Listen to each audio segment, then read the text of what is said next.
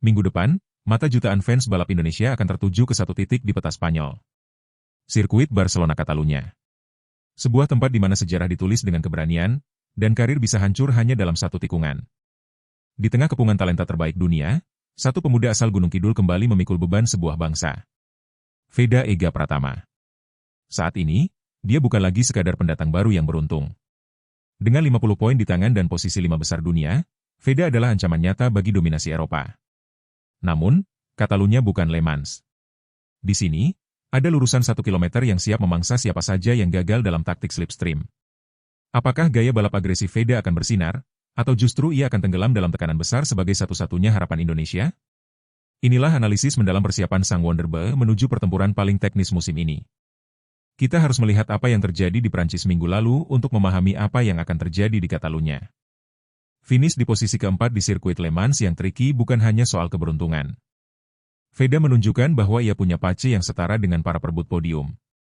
Meskipun gagal naik podium di Prancis, Veda membuktikan ketenangan mental setelah insiden Hixide pahit di Austin. Namun, satu kelemahan yang harus diperbaiki adalah kualifikasi. Veda seringkali terjebak di mid-grid, yang memaksanya melakukan comeback gila-gilaan dari posisi belasan. Di Catalunya, memulai balapan terlalu jauh di belakang adalah tiket menuju bencana. Sirkuit Barcelona Catalunya adalah monster yang berbeda.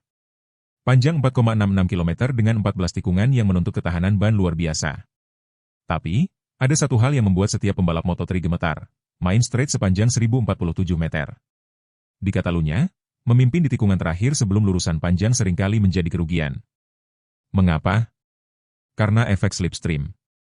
Veda harus bermain catur di kecepatan 220 km per jam. Ia perlu memposisikan motor Honda NSF 250 RW-nya tepat di belakang lawan untuk mendapatkan hambatan angin minimum dan menyalip di garis finish. Ini adalah ujian kecerdasan taktis, bukan sekadar adu cepat. Persiapan Veda tidak terjadi semalam. Sejak usia 5 tahun, ayahnya, Sudarmono, telah membentuk DNA balapnya. Menjelang Catalunya, Veda fokus pada dua hal. Latihan fisik untuk cuaca panas Spanyol dan simulasi tire management. Sirkuit Catalunya dikenal kejam terhadap ban sisi kanan karena tikungan panjang seperti turn 3 dan 14. Jika Veda terlalu agresif di awal, ia akan menjadi umpan empuk di 3 lap terakhir. Kita akan melihat Veda yang lebih dingin dan penuh kalkulasi, hasil dari pengalamannya menjadi runner-up di Red Bull Rookies Cup 2025. Tantangannya nyata. Nama-nama seperti Maximo Quiles, sang pemimpin klasemen, tidak akan memberikan ruang 1 inci pun. Quiles saat ini memimpin dengan 115 poin, sementara Veda berada di posisi kelima dengan 50 poin. Veda adalah ujung tombak dari program Road to MotoGP Asia. Keberhasilannya di Catalunya akan menjadi sinyal bagi tim-tim MotoGP bahwa talenta Indonesia sudah siap secara teknis dan psikologis untuk level tertinggi.